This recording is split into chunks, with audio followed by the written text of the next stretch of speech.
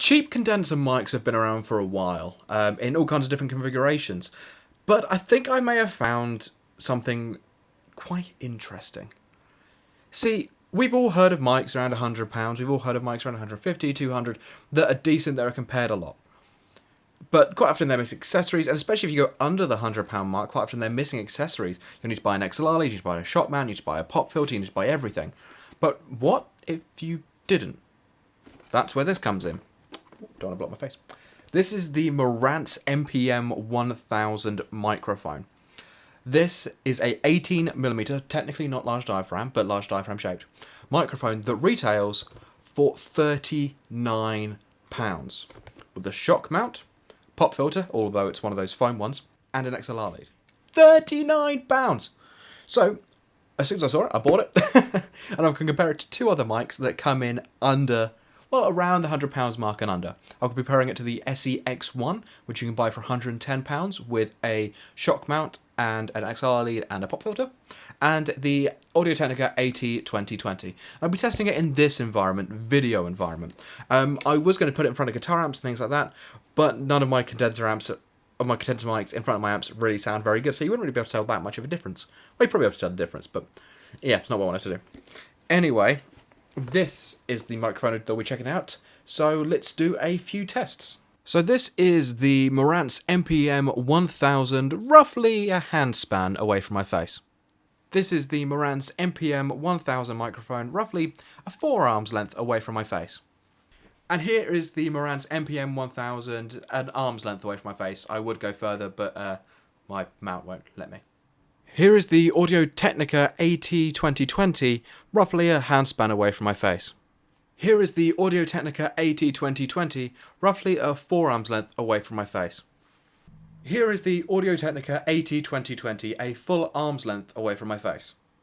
Here is the SE Electronics X1 microphone, roughly a handspan away from my mouth. Here is the SE Electronics X1, roughly a forearm's length away from my mouth. Here is the SE Electronics X1, roughly an arm's length away from my mouth. So there you have some tests of these three microphones. I've swapped back to the AT2020 just to finish off this video, because I want to show you the size difference between the Marantz and SE packages.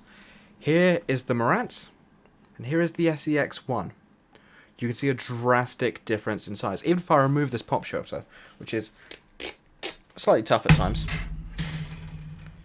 Just comparing the size of the two mics, and I have to take off this pop filter, it makes it even fairer. Just comparing the size of the pop filters at the bottom, you can see a big size difference here. And let's not forget the price difference either. The Marantz MPM1000 comes in at £39 for the entire package. The SEX1 comes in at £109 for the entire package when you can get it in stock. You may end up paying that much though, just, if I can undo it. Just for this part though, without the shock mount, without the pop filter, just this and a standard small clip. The Audio-Technica AT2020 is £85 currently, without any pop shield, without any shock mount or anything like that. It's literally just the microphone and a small clip. All of the clips in this demo were recorded using a cheap little boom arm that I use to record videos and stream with, going into a TL Audio Ivory Valve preamp, EQ all set at noon, no compression, but I did use the 90Hz roll-off feature on the input, which is an issue when you're doing stuff right up close, as I was in that demonstration.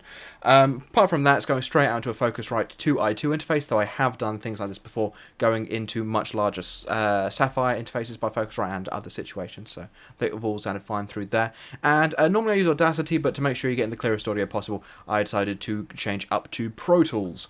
So that's the file, that's the audio file you've been hearing throughout all of this. I've done one take. There will be no edits whatsoever for volume or anything like that. So if there is a drastic volume difference between these three mics, you'll hear it.